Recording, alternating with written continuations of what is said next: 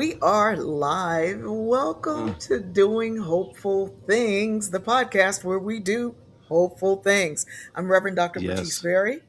I'm Reverend Jimmy Marsh Jr. Woohoo, the junior. It's all about That's the the junior. junior. It's all It's about the about the junior. junior. How you doing, Dr. B?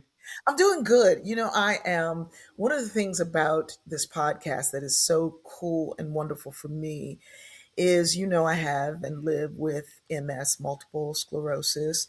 And one of the reasons why I think I have so much joie de vie, a joy for life, and get out there and still do my thizzle is because I try to live a hopeful life and do hopeful things. Lately, one of the reasons why we're doing this podcast now, lately, in addition to MS, I'm dealing with some even more serious stuff. I don't know if it's more serious because MS, you just have till you go. I don't know if it's more serious, but it is more serious. But in that they're new and they have to be dealt with and la la la. Hmm. So we were talking about doing this podcast, and I said, no, no, no, no, no. Now is the time. And you were like, but what about this and your health? And isn't that going to be hard? And I'm like, no. Doing the hopeful thing is what you need. And today we're going to talk about embodied hope. And the word embodied means giving concrete physical form to something abstract. Wow. And that's what we're doing. We're literally Yes. giving form to this abstract concept of hope by introducing amazing guests who are giving concrete form to the idea of hope. You're doing that in your own body right now. Yeah. I mean, it's a powerful, well, that's a powerful witness. And, I admire you for many reasons, but I think lately the greatest of those has been your ability to maintain your same spirit, and to say, hey, I'm not feeling great, but you don't let that. It actually reminds me of my mom, Evadale, who suffered from a disease for 12 years, but the woman's light never turned off. Hmm. Even right before she died, her light stayed on.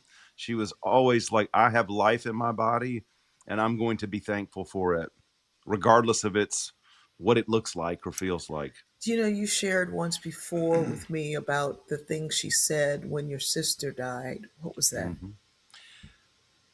When my sister died, one of the things that my mom, I don't know, taught by her life was, and she verbally said it: we will grieve, but we must live. Mm, We must live. And I remember that kind of falling on rocky soil at first for me. I didn't mm, quite know, I didn't quite get it. But the older I got, I realized, bad things happen, difficult things happen. It's what you do with it. It's how you transmute it. It's how you not it's not in denial. Saying we must live is not saying I'm not grieving, I'm not hurting. It's putting your it's an abundant mindset rather than scarcity. Look what we've yeah. lost. Look what we've lost. Yes, it is loss, but in that, to move through the loss, to move through the pain, we have to grieve. You have to go through that process. And at the other end is life, and life abundantly. Man, I'm smiling and tears are flowing at the same time. And it reminded me of a sermon I heard at our church with Reverend Samantha McCain, who's this brilliant, young, beautiful associate rector. And she said, when Jesus says, peace be with you, and then he shows him his scars at the same time, so that the crucifixion is in your face at the same Wow. time as the peace. And I think hope is that thing that brings you the peace be with you while you're going through the suffering. Um, Wow. Without it, there's really no need for that. Hope is not for people. I don't know of hopeful rich folks who are hoping, that they get to eat that night. Yeah. They don't get to learn a yearning for, which I think is very beautiful and has probably kept me going in the midst of pain. I live in a lot of pain, and yet I also live in a whole lot more joy. And so to embody the thing to give concrete physical form to something abstract. One way of doing that, Reverend Jimmy, is through meditation. And you a man of meditation and prayer. I think prayer is talking to God. Meditation is shut up and listen. I think so too. One of the things, Bertice, I teach my kids, my kids that I who I counsel, is to when the mind is just the monkey mind is everywhere, when your nervous system is unsettled, when you're upset, angry, is to breathe, but to breathe with some intentionality. So I want to Mm, do a little 3 rounds of intentional breathing. It's yeah. super easy, and I do this when I'm in on the metro and it's real crowded. I do this when I'm waiting in line and I'd rather not be waiting in line. I practice it and I've taught my kids from 8 to 28. Your That's kind of kids my are age range. kids who are in your The therapy with kids who you. are in my therapy room, Yeah. right? And I Yeah. teach them to breathe. And it's very simple. So when I say, I'll walk us through it. So we're going to take, when we start, we're going to breathe in through the nose for the count of 4. And then you'll hold it for 1 beat. And then you'll exhale through pursed lips like that for the count of 7. And I'll count them out for everybody. We're just going to do that 3 times and see how the nervous system feels. All right. I'm trying not So, to laugh, going, purse lips. Good thing you got my cousin's lips. so, so wherever you are, to sit with your feet flat on the floor, with your hands on your thighs, or resting, your jaws resting, not tight. You can have your eyes open or closed. Take a breath in through the nose. 1, 2, 3, 4. Hold it. Exhale through the mouth. 1, 2, 3, 4, 5, 6, 7. Take a breath in. 1, 2, 3, 4. Hold it. Exhale. 1, 2, 3, 4, 5, 6, 7. Last time. In through the nose. 1, 2, 3, 4. Hold it. Exhale. 1, 2, 3, 4, 5, 6, 7. And come Mm, back to come back to normal breath. And physiologically, even if you didn't do it the way that you think I was teaching you or telling you, it doesn't matter. We've just been intentional with our breathing, and our nervous system mm, has come back to what they call parasympathetic, to like mm. to rest, to be relaxed, and that is a hopeful thing, an embodied practice to Yeah. ground ourselves. And I don't know how, Bertice, I don't know what you do to ground yourself. Like, that should be the question. What is it that you do when your body is doing what it's doing? Mm. How do you do Ye- that? Yeah. I just discovered that I have a birth defect with my heart. Now, I knew I had an AFib, but the left chamber of my heart that's supposed to come from the left side actually comes from the upper portion of the right side, wraps across, and then comes down, which is crazy weird. So the other health challenges, most of them, are a result of pushing through in spite of. And I think sometimes the pushing through is a part of the problem. I want to tell you about a concept that I just recently, I've always known, I've recently heard the word for it, and it's embodied racial deference. It's an unconscious physical behavior of submission and posturing for marginalized individuals adopt in response to systemic racial pressure and demands. So, in Mm, other words, we cross the side of the street or give way. Most time, the crossing is usually done by non-marginalized people, people who are not of the global majority. The moving out of the way and giving way to people, right? And I don't do that because I'm really a fan of spatial awareness and studies of space and how people proximity studies and how people use space. So I knew that this was a thing. But this embodied racial deference that we do, you are constantly fighting, embodying the systemic racism. And in a situation where maybe you would say or respond or do, you learn to hold your peace a lot more Wow. in situations where you would want to be able to express yourself. You would want, but you come off as the angry black woman, or the angry black man, or the angry whatever. And so you embody a great deal. And there are loads of medical studies that say that by the time a black woman gets to 20, she's got the physiology of a 30, 40-year old because of Mm, that suppression.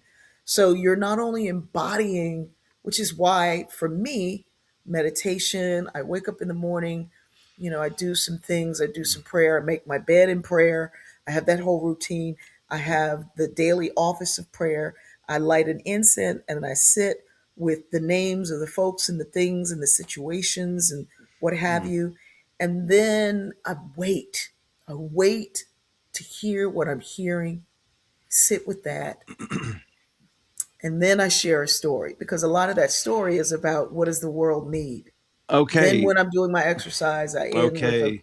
an intentional breathing exercise. Oh, listen, I listened to your stories on Facebook, your which you've Yeah, now been doing for a little over six daily for years. six years. Yeah. Bertice, that's so interesting. I didn't know when exactly you did it. I know you're up way earlier than me, but I didn't know that that was the process by which you got to that place where you Hmm. could be so grounded because your stories are, regardless of what they're about, they start out in a really grounded place. It's hard not to, I mean, because you've got the, your light's very bright. So when you come on and say, I'm Dr. Patisse Berry, and I'd like to tell you a story, which I just love. And I'm like, oh, tell me a story. Tell me a story. Bertice, tell me a story. But when you tell the story, it's like I'm already bought in because you're bought in. It's not, Mm, there's a fine line between being performative and being yeah. genuine, like really genuine in a bright way. Mm. So as you're not trying to do anything. No. And Yeah. sometimes the stories that come up, I'm like, what? I don't want to tell that. That's what. And in the telling of the story, and I mean, the stories are anywhere from a minute and a half to 6 minutes. Some days it's an 8 minute story, but that's very rare. But the telling of that story, in the telling of the story, the lesson for me comes forth. Sometimes it comes forth Oh. while I'm telling it.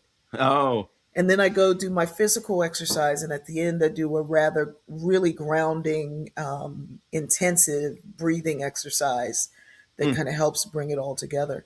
But yeah, embodying hope is something that a lot of people do regularly with song and prayer, and Mm-hmm. and it's also a thing that a lot of people don't do. They don't give a lot of thought Right. to how do I become hopeful. It's a muscle Yes. like all others, right?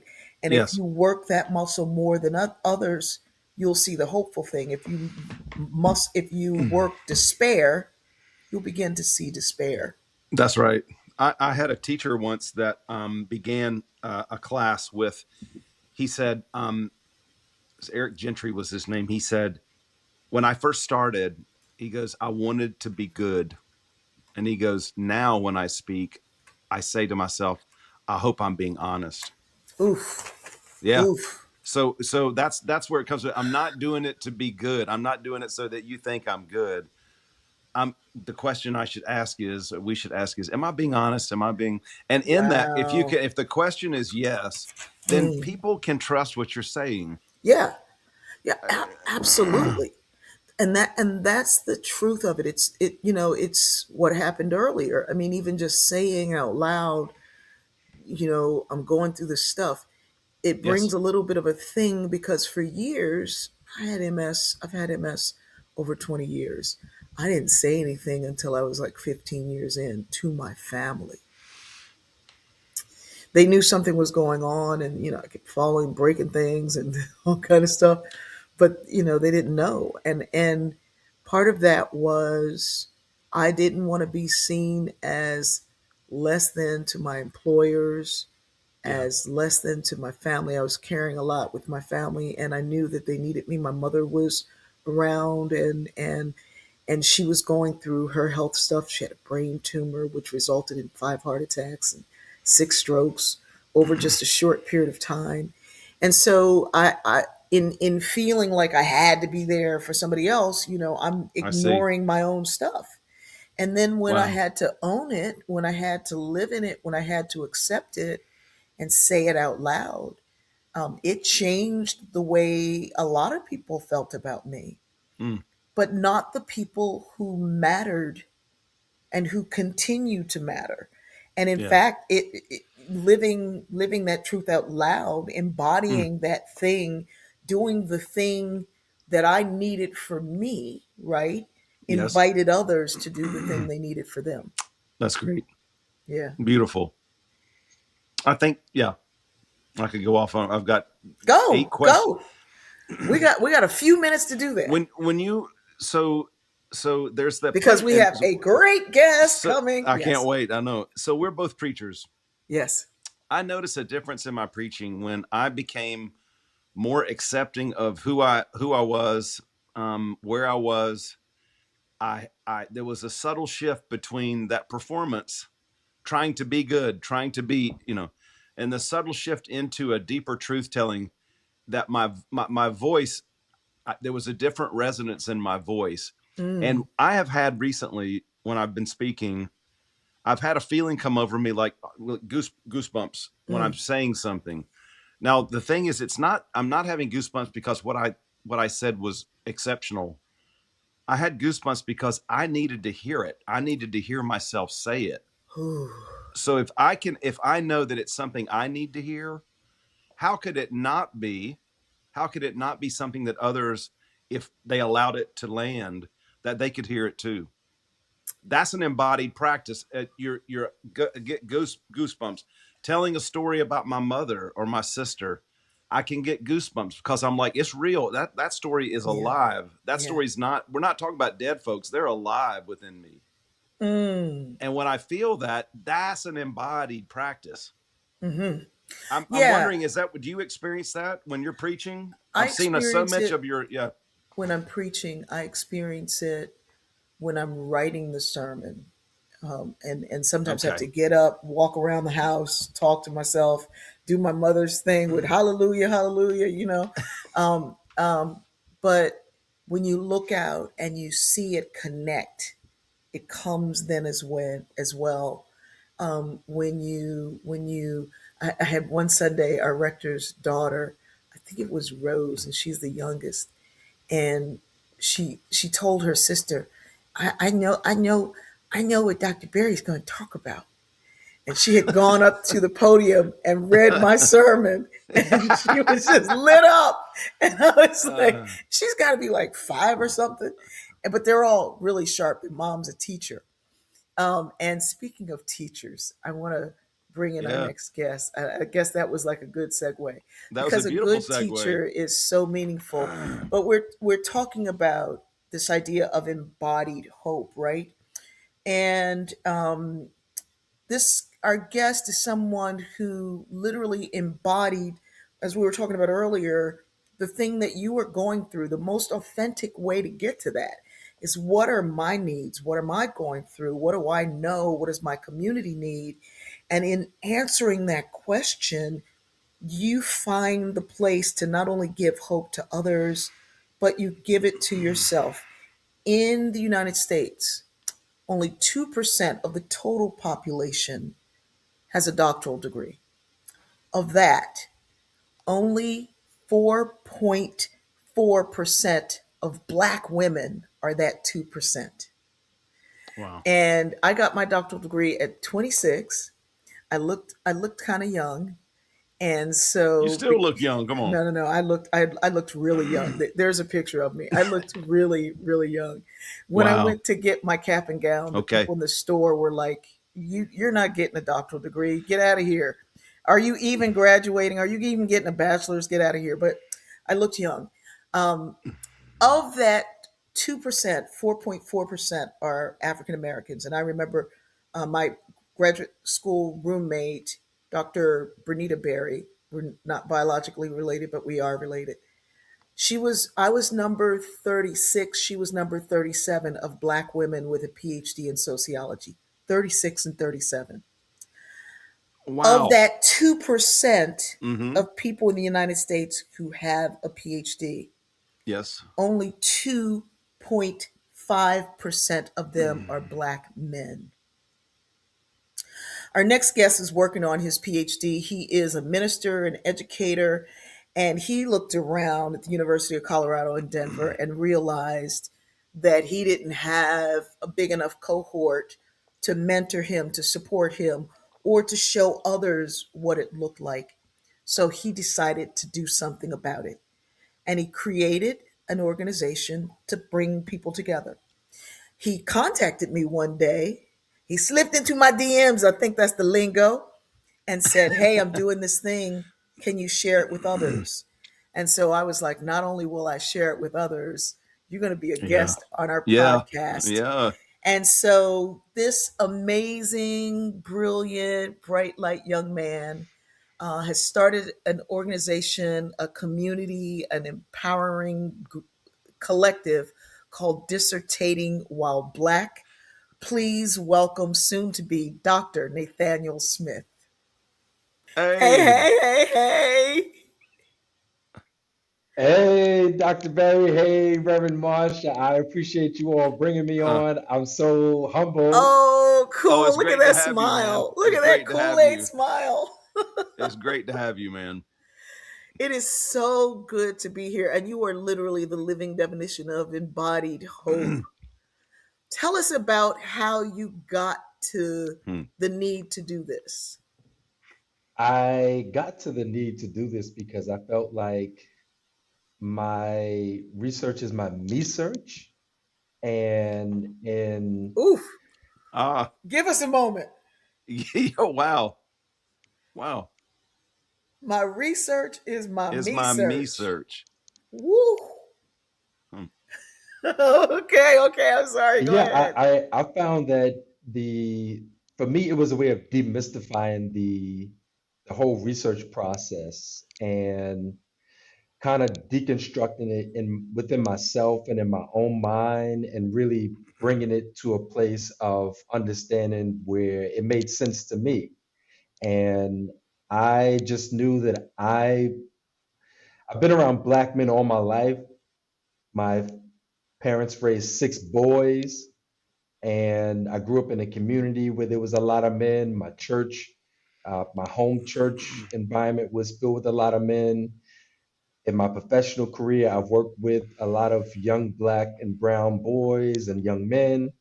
And this organization really grew out of my need to just find myself in a community in a sea of men and how can we better ourselves. Mm.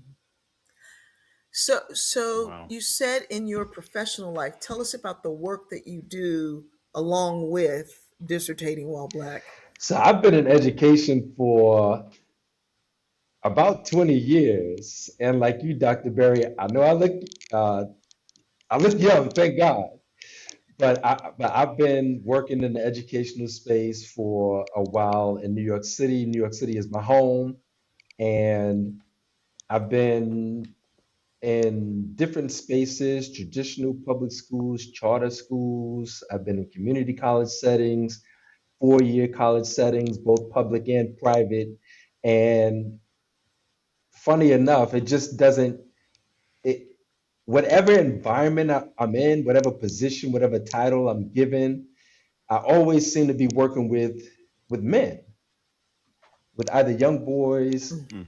Hmm. um, or men. And so I've been even within the community. So years ago, I used to be part of a a clergy roundtable in New York where we worked together. It was an interfaith council where we worked together to help transition young men from the criminal injustice system, as I call it, back into society, helping them with Mm. jobs, Yeah. getting them back in school, providing them counseling and services, and different things like that. So I've been working within the community and within professional educational spaces for a minute, as we say.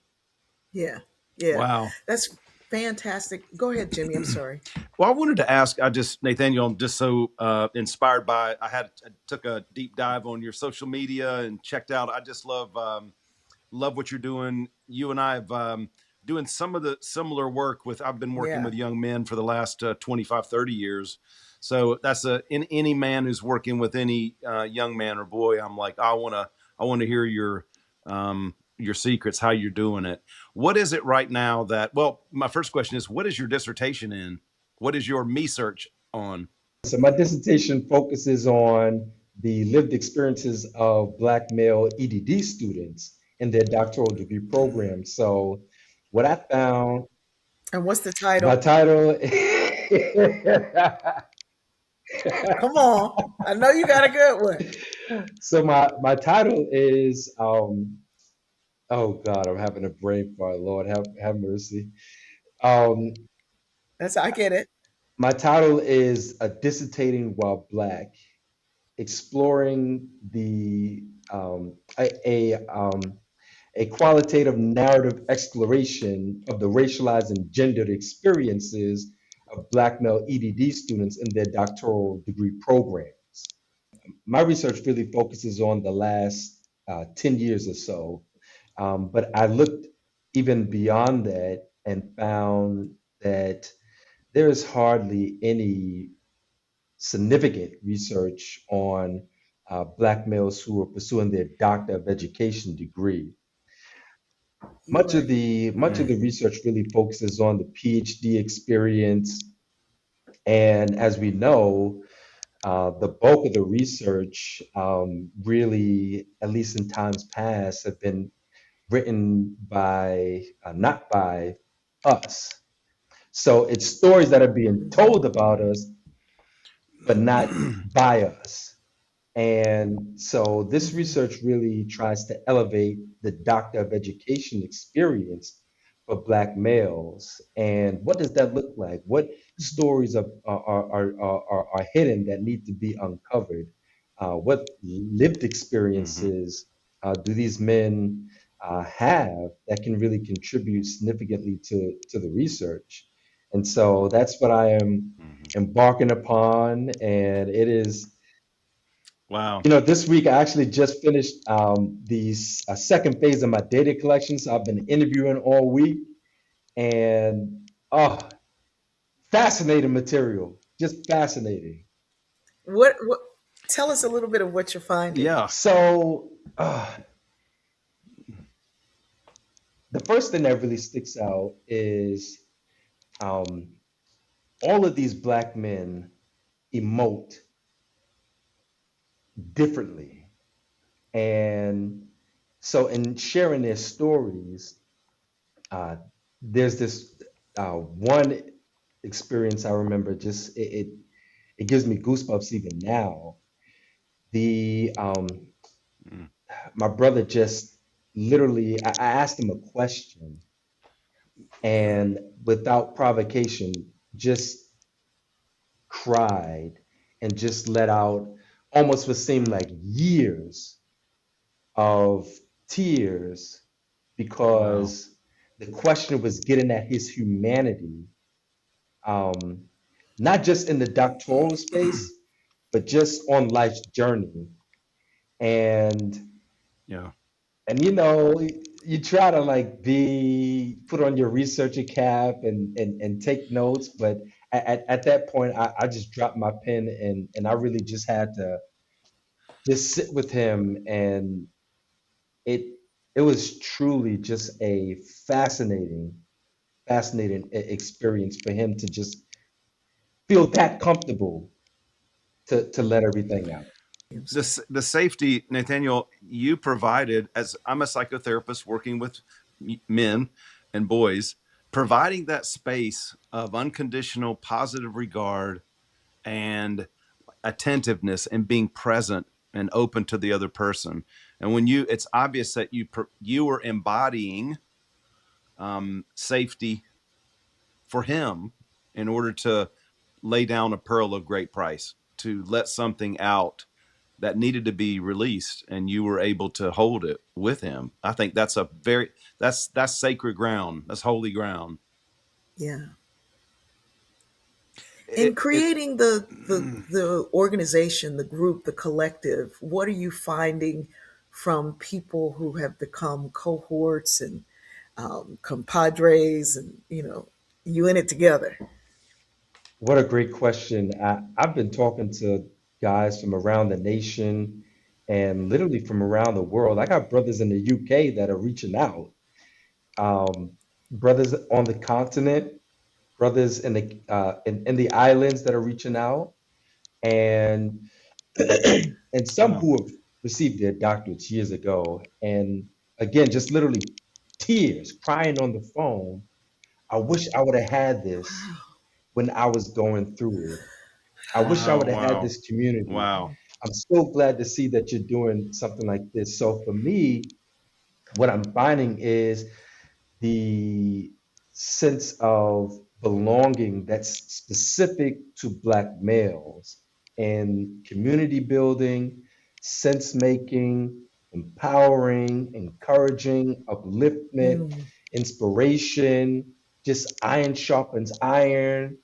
And it Wow. is truly just a space that is for us, by us, and where we can just be. Like there's no, of course we get together and we share our research, but I think what guys really appreciate is the humanity that grounds us in this space. mm. You just reminded me of something. I had Bernita, whose name was so close to mine. We were Hmm. supposed to be there, and there was a period of time when she was going to leave because she had run out of money, and she just needed. She had the scholarship, but she didn't. It didn't cover her housing. And I said, "Well, you can move in with me." And she said, "You have a one-bedroom apartment." I said, "Yeah, but I don't have a bed, so I can pull my little flip-out couch out to the living room, and you take the bedroom because you got furniture." And so that's how we became housemates. We ended up getting another house. But on the way, the discrimination of just trying to get a place to live was amazing. But we had this professor, Dr. Elizabeth Mullins, who did the study on elite Black women in the from the 20s to the 40s, I think, and what made them elite. And in every case, it was the education of the mother that gave them the Wow. access, right? Hmm. So one day, I'm in the uh, um, I'm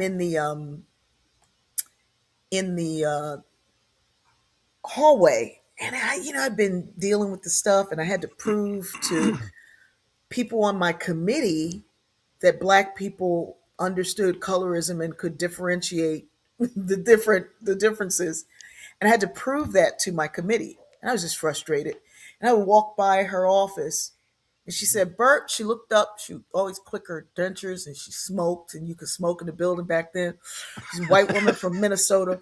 And she was like, "Bert, how you be?" And I was like, "How you be?" And I just started sobbing Mm, because it was hearing that, understanding that how I be was more than how are you. mhm. It was about my being. And she didn't, her emotional IQ wasn't that high, so she didn't get up and hug me, but Oh. but just saying it. She was really, really tough. She was the tough. I was her research assistant. She was extremely tough, but that showed me her heart, and Mm, it showed me that she cared about not just the doctoral student, but also about my Blackness. And I mm, imagine that brother to brother and Blackness is the thing that everybody sees, but not mm, being able to see EDD, because you don't see it until you write it. So that must really, when you all meet, it must do. I mean, like, I mean, you meet Black. male administrators. They've got some kind of something in administration, but not in EDD. So tell us, first of all, tell the audience what that means and why that makes this experience different. Yeah, so the EDD is the Doctor of Education degree, which is, if I try to tell people, it's the other side of the coin of the PhD, which is the Doctor of Philosophy degree. And of course, there's a lot of other doctorates. There's the DSW, there's the DNP, the DBA, etc. But the Doctor of Education is really a scholar practitioner degree for those who are in educational spaces, and is focused on leadership and learning, innovation, and really just trying to enhance the student experience or the leadership experience within school and educational environments. And folks with an EDD, typically the career trajectory is not necessarily focused on faculty or tenure track positions, but leadership, executive leadership, administration, policy making, and policy decision making, or even community inform career tracks. Yeah, my sister has an EDD, and it is really important to have people in spaces, particularly Black men, about how Black men, how Black boys learn, how the environment has an impact, an effect on their learning, particularly with the whole pipeline to prison thing, And Mm-hmm. I know, Jimmy, that you work a great deal in that space, trying to Mm-hmm. combat that, Mm-hmm. and bring finances and hope Mm-hmm. from the start to the finish, and even doing work all the way to, unfortunately, to executions. Can you speak a little bit about the impact, Jimmy, of education in those spaces when you're working in those places? Well, I was just thinking, actually, Nathaniel, when I was listening to you, and in my mind, I was going to bring this up to Bertice after you, when you drop off, and she and I are going to finish up the show. But you can tell when you can pick up an energetic resonance and a frequency. And that's what I feel listening to you. It's like, oh, I would like to learn from that guy.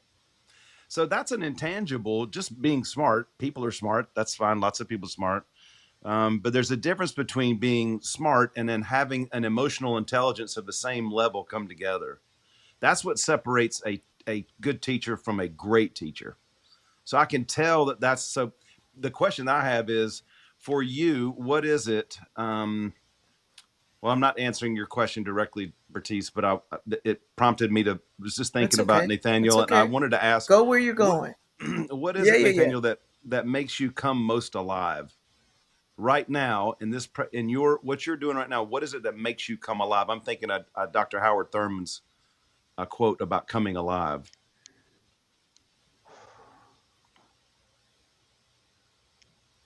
Now that is a good question. What makes me come alive? I would say is people's sensibility in being kind, and that Mm, transference of kindness is something that I've always wow. engendered, something that has always been a part of my physical, spiritual architecture. Um, and it translates in different ways.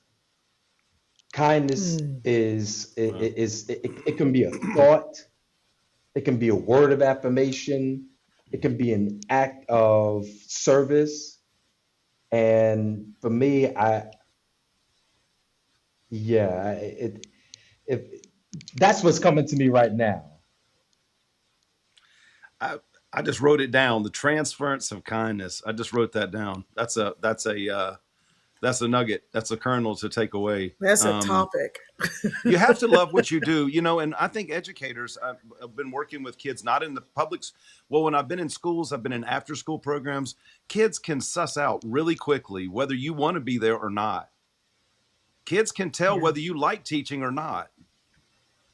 I think I could tell it. And the teachers that loved what they're doing are the teachers who I most wanted to be around and to emulate, Mm-hmm. even if the teachers were hard. Mm-hmm. And so Mm-hmm. I'm wondering, do you feel that same sense of when you're around? Who was a teacher for you that you're like, I'm thankful for that teacher in my life? Hmm. So when I was in kindergarten, that was my very first black male teacher experience. I grew up in the Bronx, Nice. and my art teacher, his name was Mr. Kane, and uh, I don't draw as much as I do these days, but he instilled in me a love of art and drawing, Mm. and he always had um like these wisdom plays that he would, just like rehearse in class with us, and he would do it through art. Wow. And he was just such a Wow. positive figure. Yeah, Mr. Kane. Mr. That's very Kane. cool. That's very cool.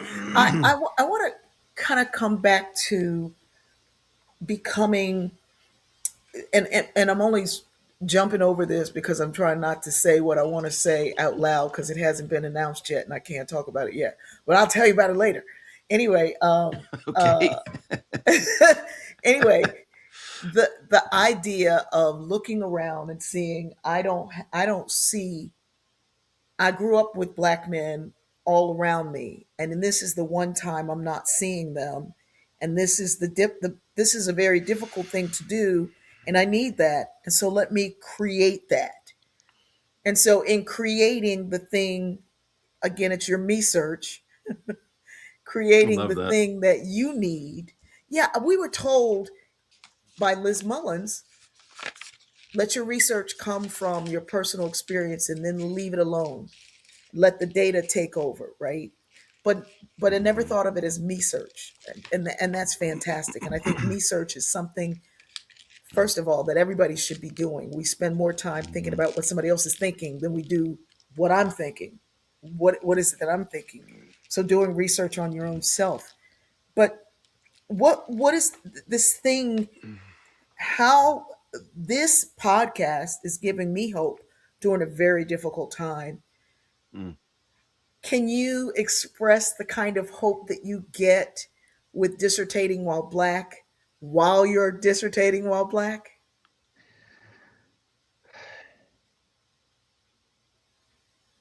I think what I think what keeps me going um, is knowing that while I am dissertating by myself in terms of the writing process, I'm not alone. And so the finish line is really a a win for the brothers, like a communal win. Mm, And Mm. and for me, that's so important. Dr. Sean Harper had um, did some research on this concept of onlyness, which is specific to Black men in education, where we have to fight against Black misandry and anti-Blackness and all of these different components that isolate us differently in different spaces. And so I feel like dissertating while Black is an affront to all of those systemic barriers that try to stop and stifle um, us from getting to the finish line. So it's a win for the brothers. oh my God, that is So absolutely wonderful. It is a win for the brothers. It is a win for humanity because when you do well, we all get to do well. And I hope more Aize, people see oh, that. my brother Aize Jama Everett says, when black folks win, everybody wins. Absolutely. And Absolutely. it's inspiring, Nathaniel, what you're doing. It is heartening to know that someone is out there pushing it the way that you're pushing it. So I just I can't wait. I would like already. I wrote a note to myself. We need to have you back on when you finish all this, and when you get that, when you get it, when you get the degree and finish everything, we want to have you back on. I hope you'll bless us by coming back. I hope so. You just finished the big part of the data, which means it's almost done. And you know what ABD stands for, Yes. right? What All is but it? dissertation. Almost a black doctor.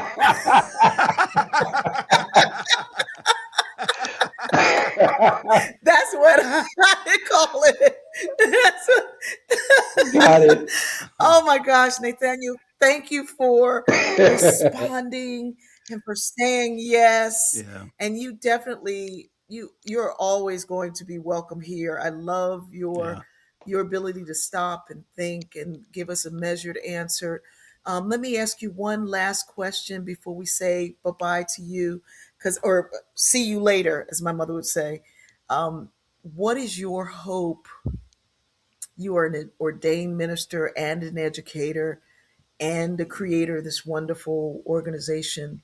What is your hope for all of humanity right now? What is the thing you hope for? Mm. Wow. The the scripture Philippians 4:13 comes to mind. I can do all things All things. Yeah. through Christ. And so I feel like at this moment, like there is nothing that we can't do as a nation, as a body of human beings. If we all just tell each other, we can and we will. Mm, thank you. Thank you Wow. for joining us. Thank you for the work that you do. And thank you for giving us hope. Thank you. Thank you. Thanks, Nathaniel. God bless you, man. Oh Wow. my goodness. Wow. Jimmy, I just feel so fortunate. Me How too. we I'm like, I how we get know. here? How do I we get know. this lucky? How we get this If it's hopeful? not, How do we if it's not fun, like I said to you when we first started all this, if we're not having fun ourselves doing it, but it's the thing that what's I really think uh I love the transference of kindness. Yes. You can tell that this guy is a kind person. Yes. Oh my God. He makes me want to rub my knees and rock like an old black woman. I was sitting over here like, Well, you know what? we gonna be Working with all young men, right. I can feel it, church. We gonna be all right as long as Nathaniel Smith is on the earth. Dr. Nathaniel Smith gonna make all things better. I'm telling you, don't mess with me. you told me that you And couldn't I'm sing anymore. Episcopalian, Come so on. I don't preach like that. I Oh, can't. I know I'm losing. I didn't say I couldn't sing anymore. I said I'm losing. Losing is not lost, and I can do all things through Christ who yes, strengthens me. yes, yes. His He ability. is his smile. His smile just gives you hope, right? Yes. You know that he reminded me of a teacher, my first black teacher named Mr. Mittman, and I was in 8th grade. And I just started thinking about Mr. Mittman and what he how he taught us, and he was a hard teacher, but you wanted to show up for him because he expected a lot. And You know, yeah, there's a quality that you can't in working with boys. There's a quality there's an it factor. You can teach someone how to be a therapist. You can teach. You can read all you want. You can do all of the exercises in developing that muscle, but you have it or you don't yeah, have it. That it factor about allowing yourself to be the space that someone else can come into and weep. yes. Be honest I to tell was your truth. very fortunate. people don't realize this, but the Wilmington public school system did not desegregate until 1979. Yeah. I graduated in 78. So the question for us was not when did you have your first black teacher? The question was when did you have your first white teacher?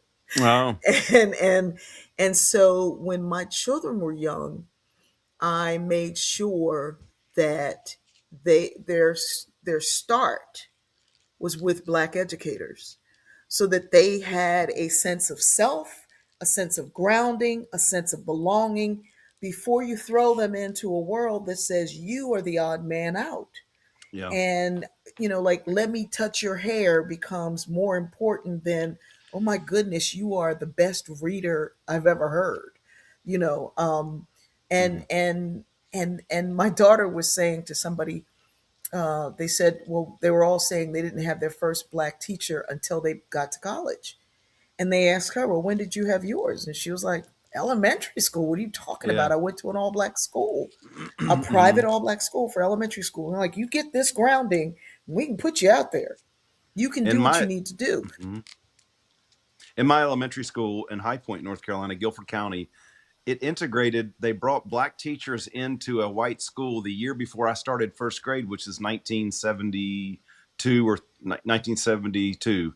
And my first black teacher was Miss Jeffries in third grade, my favorite teacher in all of elementary school. I met Miss Jeffries' son about 10 years ago, had a conversation. I realized, oh my gosh, this guy's mother was my teacher. And I called her up. I was 50 years old and she was in her 80s. And I just said, Miss Jeffries, this is Jimmy Marsh. And she said, and we talked about what it was like. I said, what was it like being a black teacher in a school that was white, all white, the year before I came in as a first grader? And that woman was like, she sounded like John Lewis. Like, I had to keep loving the people. I had to keep doing my job. I love teaching. And in the midst of racism, Wow. and she said there were parents who took their kids out of school because they did not want her to have them to have a black teacher. I said, Miss Jeffries, how did you deal with that? And she said, some people just don't come along as quickly as others. She was like, and she said with grace, she was like, I understand they were having a tough time accepting this, and that's on them. It's not my fault. That is Mm. another level. That's a whole nother Hmm. level. So anyway, Yeah, that is back to that transference of, the kindness and the, transference of kindness. it's right back to that. It, Yeah. it is pretty, I can't wait to have Nathaniel back on. yeah, yeah. He's inspiring, and that of course, if you're inspired, that's a hopeful thing to feel inspired. It is a very hopeful thing, and it is a more hopeful thing to embody it, right?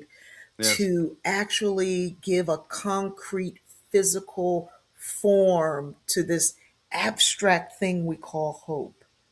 Yes. And I do, I know, I'm sure our brilliant producer grabbed that question of what do you hope for humanity? And if we ask Wow. anything to all of our guests, I think that's the thing that we should ask to every last one of them. What is your hope? Mm-hmm.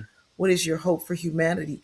And clearly, his Mm, hope matches the work that he's doing. And mm. if your hope doesn't match the work that you are doing, ask yourself how it can. Do your me search and I love find that. out how you can apply the things you want to see in the world to who you are and what you do and what you bring to the world. Wow.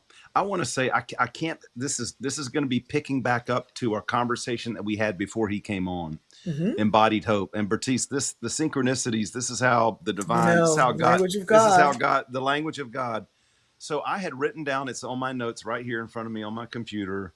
I'd written down about 15 minutes before we all came on with our producer before everything got started. And I wrote, Jesus showing Thomas his wounds. Now I know this is not a church service. This is not, Are you but sure? the Because I can story, pass. I can find a plate and you can pass find it. a place, Wait, wait, but wait, wait, wait. we're both preachers, so we see everything. No, We see don't everything. mess with me. Don't mess with me. Hey This man, is wow. slave currency and a shackle. It is the thing that Oh, they would buy the person with, the purchase. And then it, wow. later on turned into shackles. It's got a lock and thing. So passing the plate, the Wow. don't I wasn't even thinking about it, and I realized it was right behind me. I looked up and saw it right there, and it was like, don't make me pass the plate. And that currency, they're called manillas, and sometimes it's just a little thing that looks like a baby's bracelet made out of it could be made from copper, made from brass, made from just any kind of iron metal, and they can be small, but one that big and that intricate and that carved would have been the price Mm. of an entire tribe. And Wow. to know that, you know, we come from a world that was enslaved or was the enslaver, Hmm. and that the hope of my ancestors, the Mm. hope of your ancestors, because it is not lost on me that on your way out of here, you know better.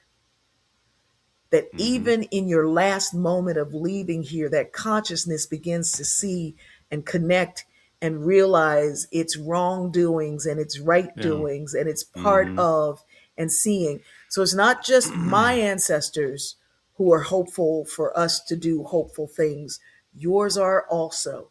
Yes. And Amen. if you don't know your ancestors, recognize that they know you. Mm. I don't even know how we got to that.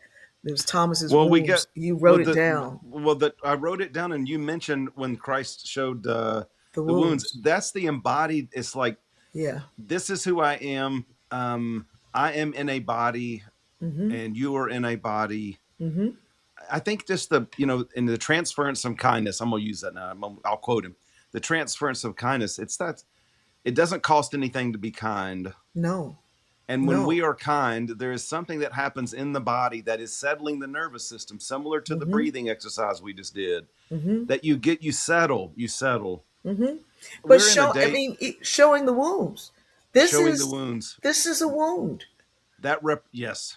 This is a wound that is a scar on our nation. It's a scar on our Mm, hearts. It's a scar, the scar that keeps us apart, and yet we can do the hopeful things that repair that oh, wound. amen. That's a good way. Amen. This is a good place to wrap up. Bertice, as always, thank you for your hopefulness, and I'm grateful to be in here with you. And I look forward to the next time we do this. Oh my goodness. Thank you, brother. Thank you, all of you who are listening, who Yes. are participating, who are paying attention. We are doing hopeful things, and you can too. I love Thanks you. be to God. I love you too.